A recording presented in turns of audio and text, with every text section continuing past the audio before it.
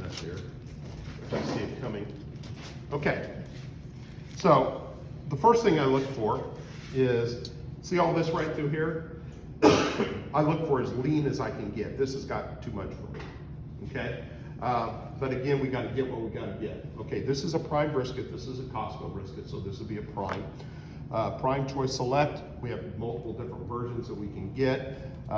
Really, in our style of cooking, can you tell much of a difference? Absolutely not. I've won world championships with select briskets that I bought at Costco or Sam's Club on the way down to the contest.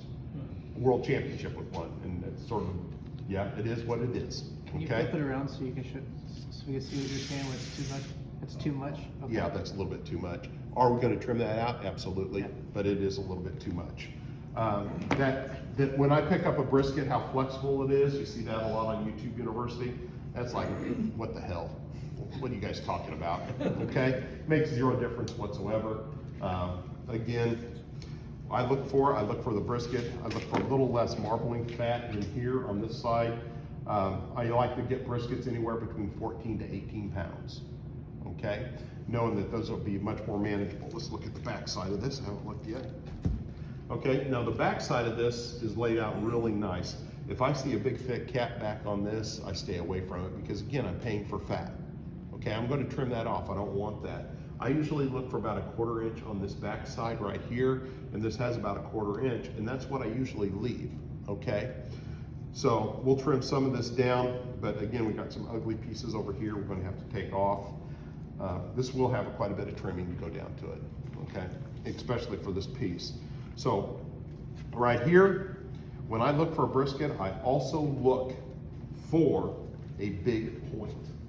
That point is my burn end, okay? This one is going to have a small point. How can I tell? Because right here, this fat line runs right down through here. This is going to separate the two muscles. This is going to be my flat, this is going to be my point. So we're going to have a really small burn end piece on this. The one that we did, you're going to get to eat, is a huge burn end piece, okay? So I look for that cap. You'll see that big cap. I like that because we're going to use that, okay? So the first thing we're going to do is we're going to start to trim some of this knot out of here, and we're going to trim this hard knot right through here. This is just a big fat line. And any guys who do deer or anything like that, this is the kind of stuff you want to add to your deer meat. So this vein is going to flow right like this, and that's going to be our separation point of these two. The other thing I want you to understand in this is just take your time, because it's all you have to do. You don't want to get in a big hurry. So you see that we're going to flow right up through here. It's going to come right along, right down through here. That's sort of the way this, and then we'll be able to separate these two muscles out. And this is a much more complicated brisket than the other one that I prepped. Because again, I have a lot more of that cap, or that point that I want to use. How big did you say this was? This was 19. 19.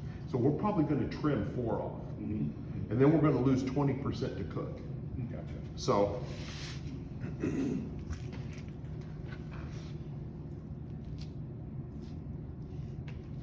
just sort of got to work around. And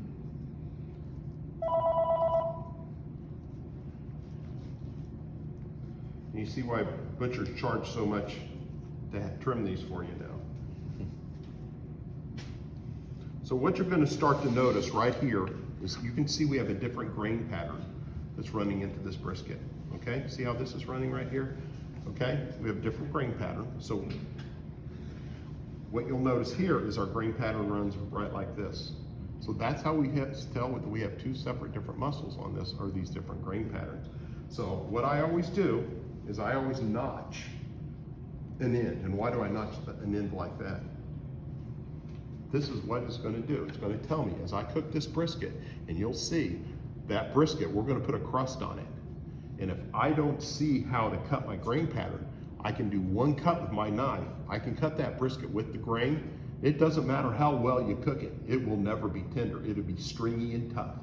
So this is one of the first things we do is we notch that in. And that's going to tell me when this brisket is done, I'm going to cut this brisket just like this. okay? So let me start working in this monstrosity.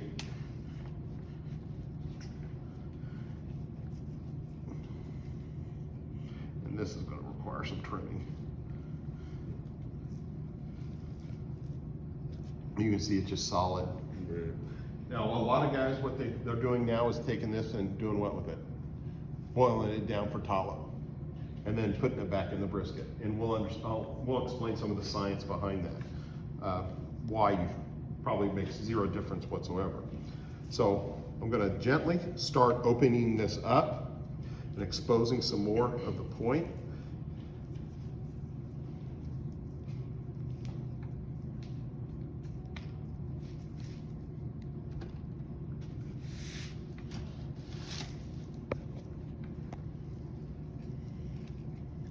Goes deep. It does, you're right. So you can start to see how I'm opening more and more of this up. Did you say you leave about 1/4 of an inch of fat On the back side. on the backside? But you trim everything down to meat on the front side? Yeah, I'm gonna trim it down as tight as I can, yeah. Now I gotta work this piece out a little more.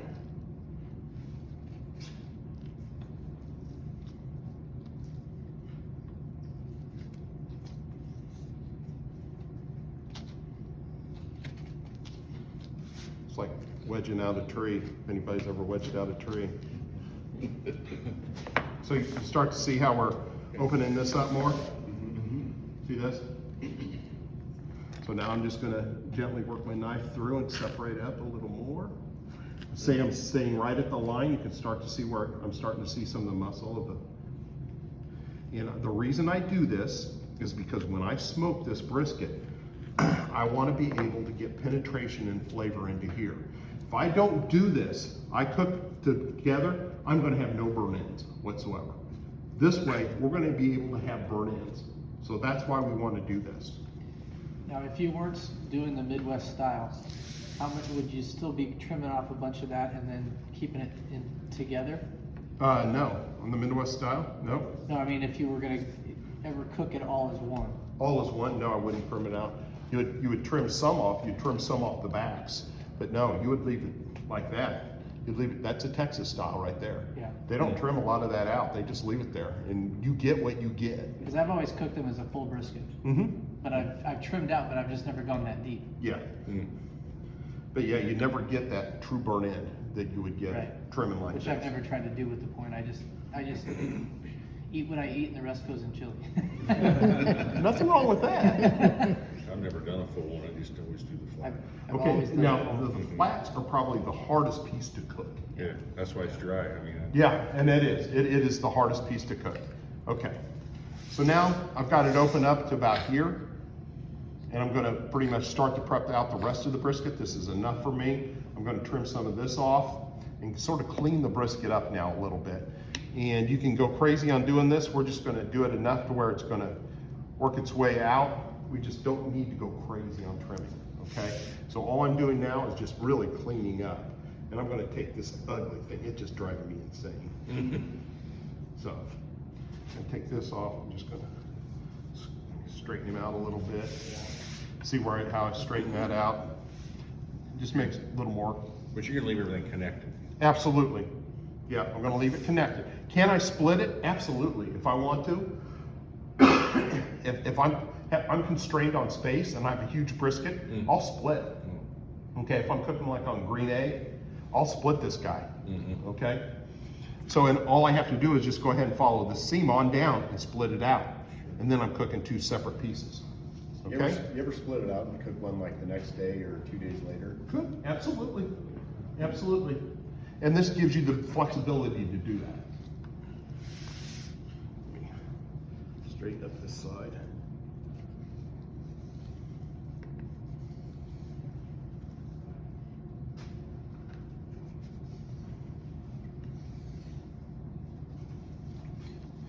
And my goal is not to have a totally stripped down brisket. I'll take some of this off the top, but a lot of this is going to end up gone anyway.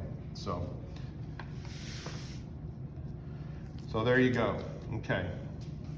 So I'm let me knock some of this off. See what I mean? Let me. Trying to pretty it up. Yeah. All the briskets I've trimmed, I thought I was not doing a very good job, but it's not much different than that. There I you just go. never seen anybody do it, you know? Yeah. I was kind of winging it. Yeah. Most of us are. Most of us are. But if you watch like all the videos online and stuff, they always have it pre-trimmed. Yeah. Well, I wonder why. Yeah. Yeah. They probably have the butcher do it for them. Probably. You know how many thousands of briskets that I trim out? God. Okay. So this is pretty much, one more little area. There we go. So now all this fat on this side are you leaving that for a specific reason? This right here? Yes. I could trim that off if I want, but what it's gonna do, it's gonna pretty much render down. Gotcha. It'll render on down. It's not a lot in there. Now you see what you caused me do? Saw that coming. Okay. So what we're going to do now is we're going to start building the brisket up. So when I put a brisket on, I want to put that brisket on as cold as possible onto that smoker. Really? Oh yeah. And why is that? Because it's going to take more smoke as they get up to temperature. It's gonna sweat. Huh? Absolutely right. Both of you are right. Okay. So what it does is when I put meat on for smoking, remember we're talking about smoking. We're not talking about grilling here. I want the maximum time the smoke can penetrate into our meat. Okay. If I put this on at room temperature, I've lost about an hour of smoking time. Okay. Because what I want to do is I want that smoke to penetrate. Only it penetrates deep into the meat to 140 degrees. If I put this on as cold as possible, what it's going to do is it's going to extend that delta for me to get a better smoking flavor into it. Okay, that's why I do it. Okay, so we're not grilling. We're not Bobby Flay, Rachel Ray. We're basically right here. We're wanting this to get as much smoke penetration as we can. Okay. So next thing I'm going to do is I'm going to put a binder on here, and I use mustard. Surprise, surprise. Only done it for 30 years.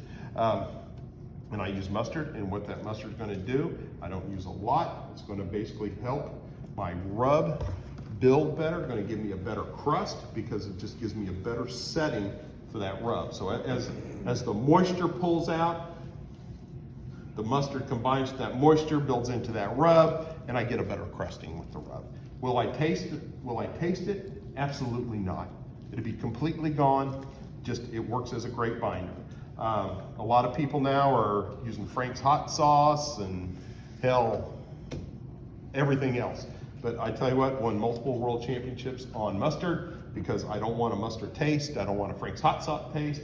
I just want it to serve a purpose, and that's what it does. It basically works with that rub to help me build flavor. Okay.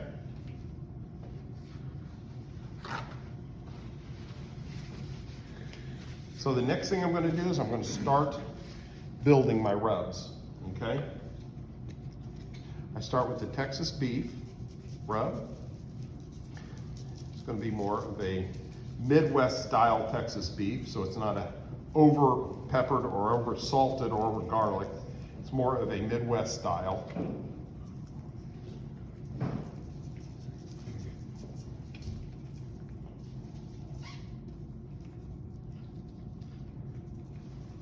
What I'm going to do with the Chicard is I'm effectively going to go across the flat, and I'm going to use it two different ways. I'm going to use my Chicard to do what with that rub? I'm going to push that rub in, okay? So understanding with meat, meat is not a sponge. It will not pull moisture or anything down. It basically extrudes it. It comes up. Our goal is to capture as much as we can. But what we're going to do is we're going to tenderize with this guy, just like this.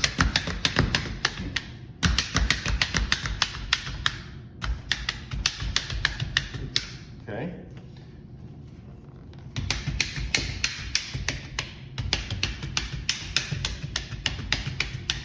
Okay. So that's our first tenderizing, okay? You can start to see where we're pulling some of that moisture up, okay? I'm gonna come back now. This is one of my layering flavors. This is the Memphis rub.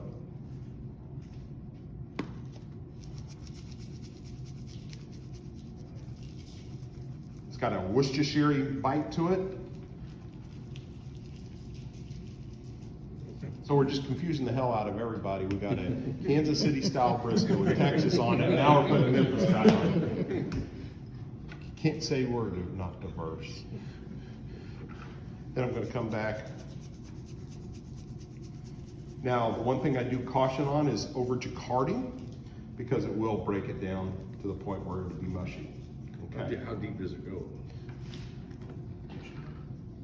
Oh, the whole thing? Yeah, see that? Yeah. It goes pretty deep. That's why you have to be careful with it. Yeah. It's great on the big meats like the briskets, the shoulder clods, the chuck roast. Things are really dense. Be really careful with chicken.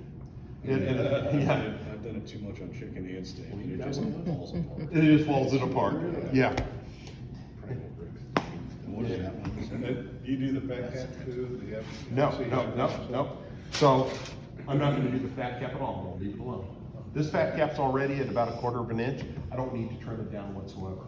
Oh, I mean, are you gonna season it? No. Well, you know, I sell rubs. I probably should say season the hell out of it. No, actually, no, I don't. Because that fat cap effectively is going to end up where? Down in the bottom of the smoker. Okay?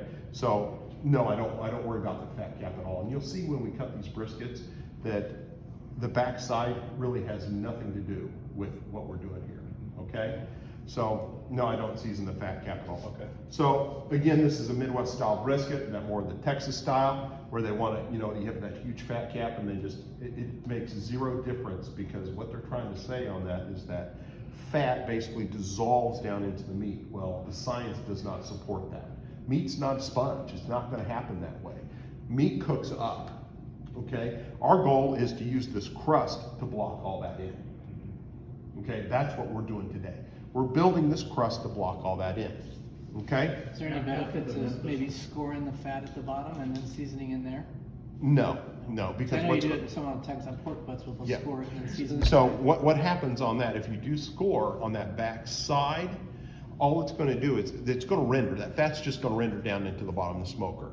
So we're going to cook fat side down, okay? And why do we cook fat side down?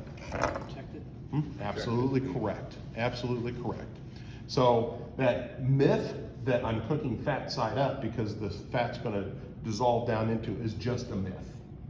So on a Midwest style brisket, when we cut that brisket, we have that crusting across the top of the protein side. We're going to have a nice bite. We're not going to have any kind of fat, that soft granulated fat that we see when you cook a fat side up brisket. We're trying to have as much protein as possible and get rid of a lot of that fat. Okay, that's what this brisket is really good at doing. So when you cut that brisket and your wife says, ooh, that's fatty. Well, you're not going to get that with this brisket. Okay, so, and again, this is a very common thing you'll see in Kansas City at the Oklahoma Joe's and the places like that. This is how we do briskets down there. Okay? After the Memphis rub, you follow back up With the Texas beef. With the Texas. Yeah, so it's a layer. Okay? So, question on this.